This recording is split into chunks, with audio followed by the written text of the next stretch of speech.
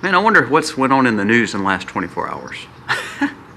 It's been a very newsworthy Monday. We're going to talk about it today. We're going to talk about what Douglas McGregor just said. He just dropped a bombshell of some inside sources that he got that talked about the Biden situation and the pardon. Now, I did a video earlier. You need to go back and watch that, my personal opinion on the whole situation.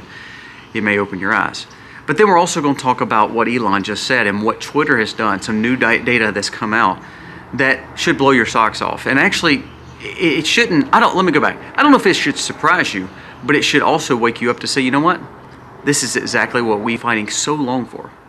There's a good news on that aspect. We're going to talk about our money. We're going to talk about the dangers of what we're seeing this time of year. And will it get better? Let's dive into these stories and a few more. This video starts right now.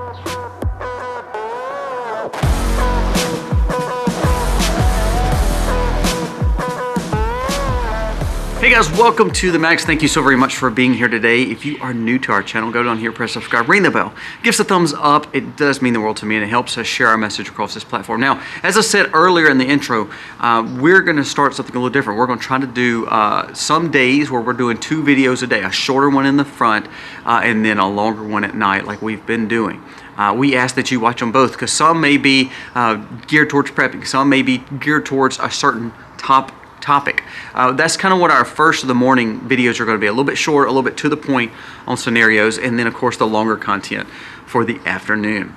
Now, we're also going to do some lives. I want to really bring up the fact that for December and really most of January, we're going to try to do some lives. I want to interact with you. I want you to understand how important it is for us to talk together. And you ask me questions, I want to answer them, if it be on agriculture or sustainable living, prepping, homesteading, or just simply current events and my thoughts on it. So let me know in the comments below if you would like to see some lives. We're going to try to put those out in an announcement and then go live so that way everybody is aware of it. Lives are not as attended as much as my video, so it allows us to have a little bit more one-on-one time. So please make sure that you are looking for those lives coming up. Now let's talk about the stories of the day. I want to first talk about, and this morning I actually mentioned this and dealt with the whole Biden issue on the pardon.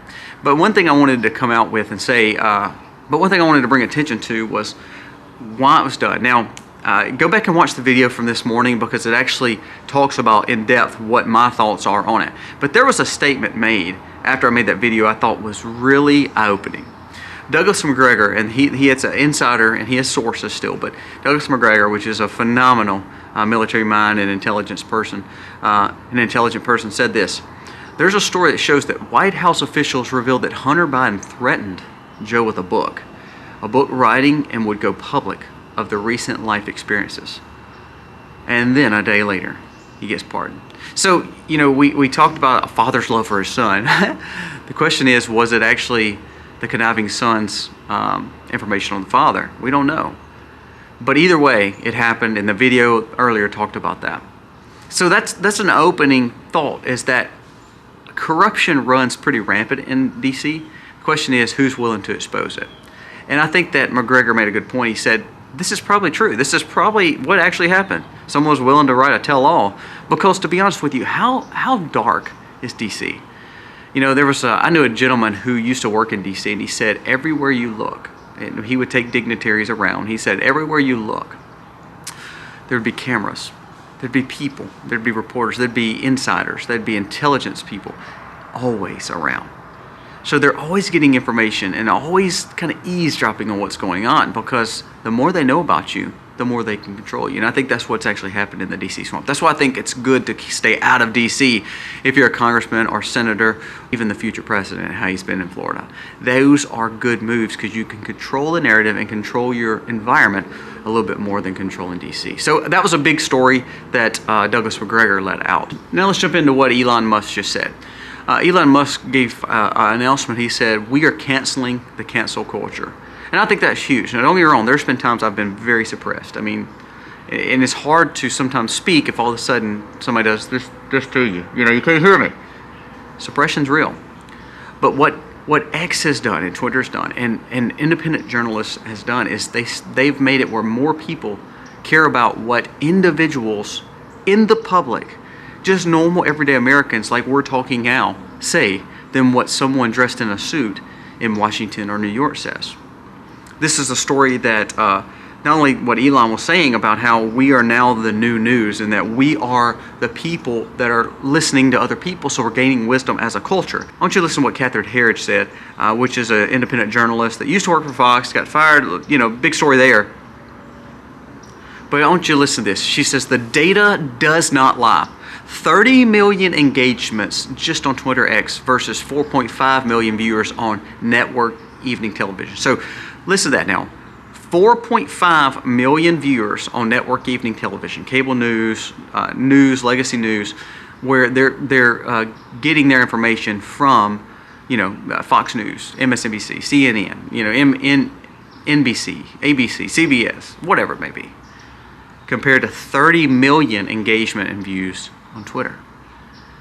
X is where the growth is. There's a diverse audience and people are getting their information and they're being able to get information that is real, that is happening, and that is not being suppressed. She says even to some of the things that she's done, she said even when I have been on legacy media, when I worked for several of these big organizations, they would edit out certain things that I interviewed about the journalism I was doing. But now I can speak freely and interview, and it goes unedited, uninterrupted, where people can see the truth. That's bold statements.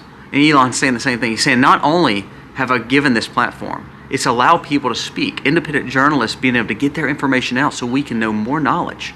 And I think that's why the populist movement, I think a lot of these people, these influencers are able to get the information out. I love the fact that Trump even said that he is willing to get rid of some of the legacy media people in the press corps and putting some influencers in there and some independent journalists in there so that way more truth may get out instead of being secondhand knowledge. That is a monster thought right there.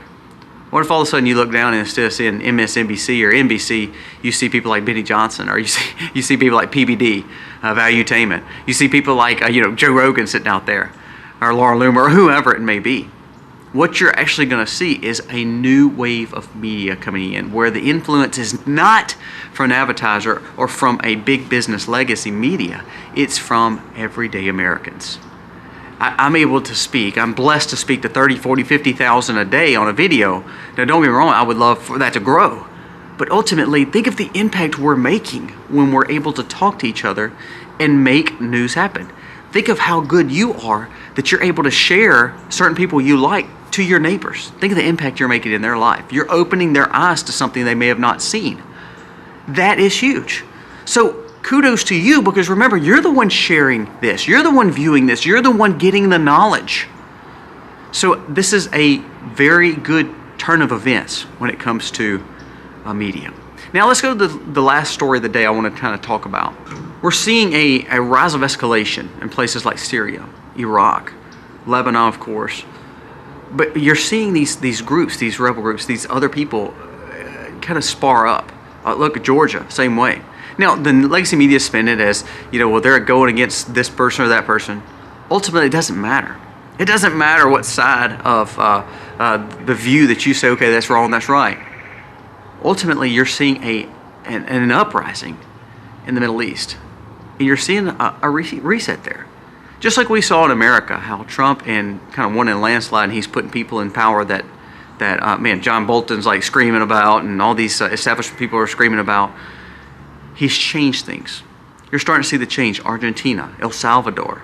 You're starting to see some major changes across the world because people are sick and tired of this. For instance, literally Germany, their coalition government is literally on the brink of collapse.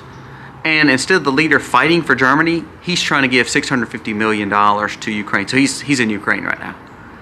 So people are getting sick and tired of it. This is also happening in France. But now let's go back to the Middle East. These sparks of war and conflicts, these regional issues. I mean, look at Azerbaijan. I mean, look at Syria and Aleppo and how these rebels are taking over different parts of the capitals there. Georgia, I mean, did you see the riots that are going on, the protest?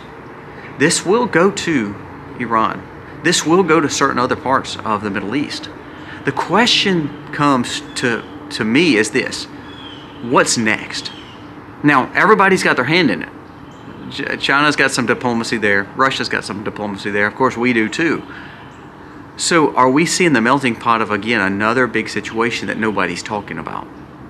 We're talking about the Israel thing, of course, and Hamas, yes. We're talking about the Russia, Ukraine, yes. We're talking about the Taiwan, China, but who's actually talked about the rest of the Middle East and the struggle of power?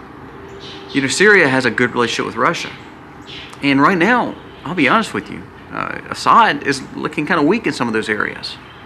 So where does America and China and Russia stand in all this? Now, I believe we need to stay out of it, America. But here's the question. You're coming in with a pretty big test for Trump and for Pete Hegseth or whomever is going to be over the Pentagon. You're going to come in with a pretty big test. Now, your rhino Republicans will go in there and they're going to say, oh, let's just bomb them all. Let's go. Let's put boots on the ground. No. We have to make sure that we're focused on truth.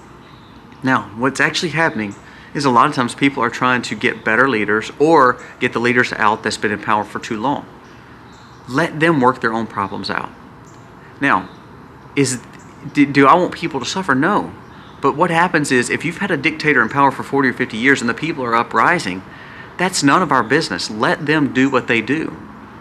If we can assist in other ways, we'll figure out a diplomatic way. But it's not for us to go in and deal with. The same way with Russia, Ukraine. The same way with anyone else in the Middle East. The same way with China, Taiwan. A lot of this is regional conflicts that need to be handled regionally without our input. What I'm scared of is the more and more we talk about this, the more and more you see information on it, the more and more it makes our politicians look for the next big thing to put their money in, instead of focusing on America. There's a story that came out that said Americans are struggling. They're doing buy now, pay later for Christmas. They're doing buy now, pay later for Black Friday, which is usually 20, 30, 40, 50% interest, sometimes even 100% interest if you can't pay them off soon enough. The housing market is falling to pieces. They said the credit limits for commercial loans are outrageous and they're actually going in default. It says people can't afford vehicles anymore. There's several places that are closing and laying off a lot of their employees because they can't afford it anymore. So while Americans are struggling, we're distracted and our politicians are distracted by new escalations of conflict all across the world. What I want Trump to do is not get involved with some of those things. And he needs to focus on the American people like he promised. Here's a prime example.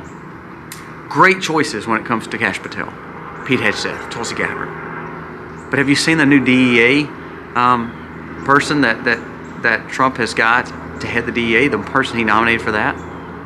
The guy was locking up pastors. The guy was a corrupt, really liberal. Now, that's just a story. That doesn't mean that's true. But I think sometimes we still see that there's people impacting and influencing Trump that may not be the best for Americans. Look up the new DEA hire. It'd actually scare you a little bit because he wasn't on the side of freedom and liberty back in 2020. So this is what I'm saying. We have to be very optimistic about what's happening. Great news, things like the media with Heritage and what Elon said. Great news about the negotiation style that Trump could use to actually pardon a lot of people, kind of like what Biden did. Shows that he can do some things and use that for his advantage. But there's still some bad players. There's still some weak congressmen in the Senate who say they're not going to allow Trump to have these appointments. There's still somebody in Trump's ear that's giving him advice on some people that probably shouldn't be in the administration. So I hope that Trump will focus, no matter who his advisors are, no matter who is in these cabinet positions, that he says, you know what, I'm going to seek wisdom and I'm going to make sure that we're making the right decisions. And overall, I'm going to be the ones to decide that. And I think that would be huge. To make sure that no matter who's in these roles, they can help him, they can argue, they can work through issues, but ultimately it comes down to what Trump says. And I hope that he'll remember that the freedom liberty movement, the populist movement, the American movement really wants to see a return back to values and morals and freedom, deregulated freedom, less tax. That's what Americans want. And I'm hoping that he will do that. Go back and look at the DEA hire. Not real pleased with him personally. Again, that's just hearsay, but you need to focus on what some of the things he has said. And I think this has not been a good pick. Also, let me know, how are you getting your news? Where do you get your news from? Is it from people like me or someone like on Twitter, or is it still from like MSNBC or Fox News? Let me know your thoughts there.